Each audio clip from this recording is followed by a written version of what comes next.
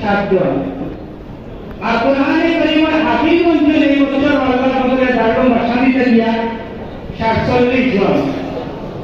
যারা এই সম্মিলিত বলব হাফিজের বেশি অঞ্চল কিন্তু যারা দৌড়া দিচ্ছেন হাফিজ বানার পরে দৌড়া দিচ্ছেন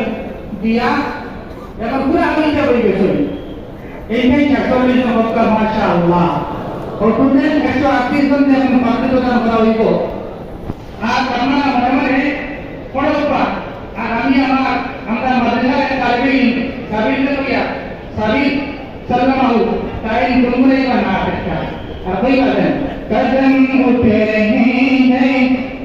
मदीने की जानिब सितारों से अब रास्ता पूछूंगा